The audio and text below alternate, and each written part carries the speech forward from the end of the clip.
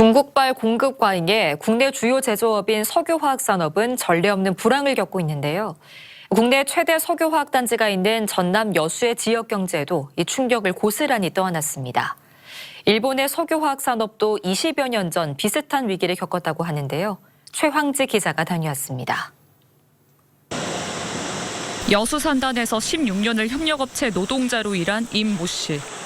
지난 4월 다니던 기업의 공정 하나가 멈추면서 하루아침에 일자리를 잃었습니다. 제 나이도 있고 애들은 지금 거의 커가고 한참 지금 돈 많이 들어갈 때인데 어떻게 해야 되나 싶은 생각이 많이 들더라고요. 현철 씨처럼 어려움을 겪는 위기 노동자에게 지원금을 주는 사업. 4,580명을 지원하는 사업은 접수 반나절도 안 돼 정원을 초과했습니다.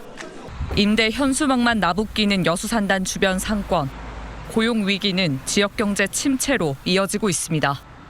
집을 보니까 산단 우거지 나왔더만 다 연기가 안 나고 공장에 올 수도 없더만. 그러니까 사람이 없으니까는 여기 우리 상권도 다 주고 가는 거지.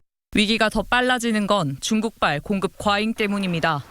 중국은 한국 석유화학 제품의 주요 수출 대상국이었지만 중국은 지난 10년간 석유화학 설비를 폭발적으로 늘려 자급률을 80%까지 끌어올렸습니다.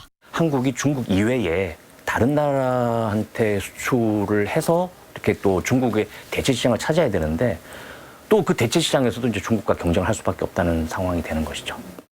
글로벌 공급 과잉에 따른 위기는 20여 년 전 일본도 겪었습니다. 일본은 이 위기를 정부가 주도하는 구조 재편으로 극복했습니다. 그 중심엔 경제산업성과 20여 개의 기업 협의체, 링그가 있습니다. 일본은 이 협의체를 통해 범용 제품 설비를 통합 관리하고 공급을 조정하고 있습니다. エチレンのような汎用品においてはですね、企業は競争しません。で、その場合はですね、両社の設備、これは需要予測に応じて設備を削減してですね、で別会社を作って対応します。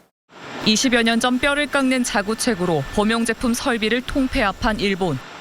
지금은 반도체 공정용 핵심 소재인 포토레지스트 분야에서 세계 시장의 90%를 차지하며 스페셜티 중심 구조 전환에 성공했습니다. MBC 뉴스 최양지입니다.